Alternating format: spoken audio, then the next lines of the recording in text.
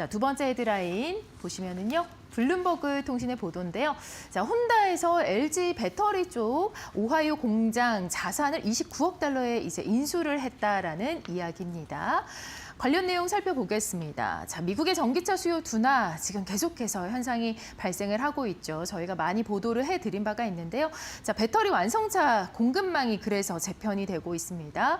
자, LG에서는 매각을 통해서 운영의 효율성을 제고하고 있다라는 얘기고요. 글로벌 EV 전환 지연에 이 한국의 배터리 업계도 부담이 확대되고 있다라는 우려의 목소리도 기사에 담겨 있습니다. 자, 이 부분이 어떤 건지 좀 헷갈릴 수 있을 것 같습니다. 아, 자산을 인수했다? 그러면은 뭔가 좀 긍정적인 그런 뉴스로 들릴 수도 있을 것 같은데요. 어떤 배경이 있는지 좀 설명을 부탁드릴게요. 예. 예. 자산을 인수해서 LG에너지솔루션 입장에 자산을 갖다 양도했으니까 양도했다는 팔았다는 뜻이죠.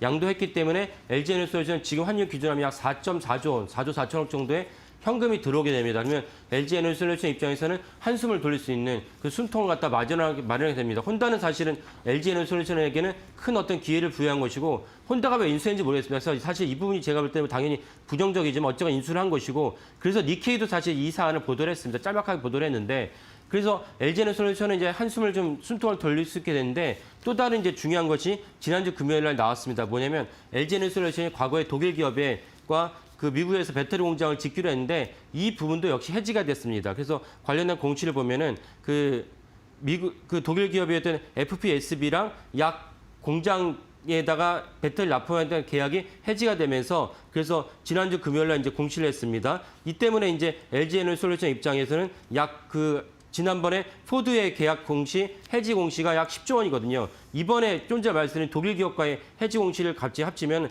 약 13조 5천억 정도의 해지 공시가 한 주 만에 나왔습니다. 그렇다면 작년, 올해 아직 25년이 안 지나왔으니까요. 24년 매출 기준으로는 거의 절반에 해당하는 금액이 일주일에 걸쳐서 해지가 됐다. 이 부분은 LG에너지솔루션 입장에서 큰 타격을 받고 이렇게 해지가 되니까 그러면 현금이 없지 않습니까? 현금이 없는 것을 미리 준비하고자 혼다와의 어떤 그 법인을 갖다가 계약을 갖다가 무산을 시키면서까지 현금을 갖다 확보했다. 이렇게 이해하시면 되겠습니다. 네.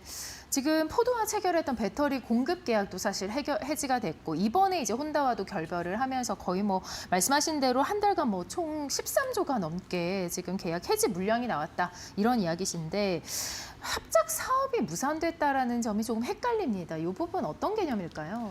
그러니까 LG에너지솔루션과 혼다는 L-H 배터리 컴퍼니를 설립을 해서 혼다에 있는 미국 공장에다 배터리를 갖다 공급하기로 했습니다. 그래서 블룸버그의 보도에 따르면 원래는 올해 말까지 양산에 들어가려고 했는데 그러나 뭐 다 아시다시피 미국 전기차의 수요가 배터리 수요가 적다 보니까 양산을 머무르고 계속 딜레이하고 있다가 이번에 급기야는 그 양사 법인을 갖다가 해체하면서 자산을 갖다가 혼다에다 팔았다. 이렇게 이해하시면 되겠습니다. 네, 좋습니다. 자, 이런 모든 무상과 철회, 결국은 이제 시장이 얼어붙었기 때문이 아닐까 싶은데요. 예. 그래서 FT는 이 관련해서 뭐라고 보도했냐면 그 중국 기업의 배터리 기업과 전기차 기업이 너무 약진을 하는 동시에 그러면서 미국에 있는 본토는 이제 그 IRA로 대변되는 지원책이 종료가 되니까 그렇지 않아도 소비자들은 전기차를 외면하는 가운데 재정적인 그 보조금 세액 공제가 없어지다 보니까 미국의 전기차가 축소되고 또 다른 큰 시장인 유럽에서는 아까 말씀대로 중국 기업이 약진하다 보니까 전체적으로 큰 어려움을 겪고 있다. 그래서 급기야 유럽 전체가 기대했던 배터리 기업이 있습니다. 아시는 분도 계시겠지만 노스볼트라고 스웨덴 기업입니다. 스웨덴 기업은 일찌감치 올해 3월에 파산했습니다. 이런 맥락에서 사실은 이번 LG에너지솔루션이 연달아 이제 13조 5천억이 넘는 계약 해지를 갖다 이르게 됐다. 이렇게 이해하시면 되겠습니다. 네, 비단 유럽뿐만이 아닙니다. 지금 뭐 미국 본토도 트럼프 2기 행정부 들어서면서 뭐 거의 철퇴를 맞았다. 이런 표현도 나오더라고요. 예. 네. 그래서 아쉬운 점이 바로 이것입니다. 무엇이냐면 불과 얼마 안 됐어요. 작년 여름에 트럼프 대통령이 후보 시절에 뭐라고 유세를 갖다가 했냐면은 내가 다시 배역관에 입성한다면 전기차에 지원은 없다. 대신 내연기관차, 정확한 이제 워딩이 이제 휘발유겠지만 내연기관차죠.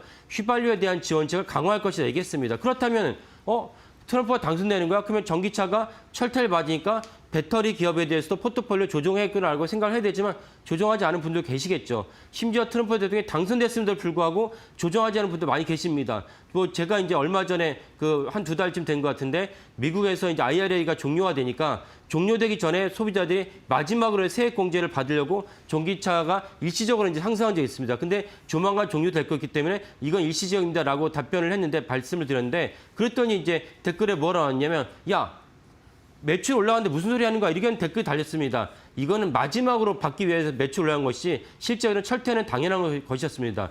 그러니까 그때가 기회였는데 그 기회를 살리지 못하고 여전히 전기차, 2차 전지의 미래를 갖고 계신 분들이 너무 많다. 이 점이 사실 좀 아쉬운 대목이다라고 말씀드리겠습니다.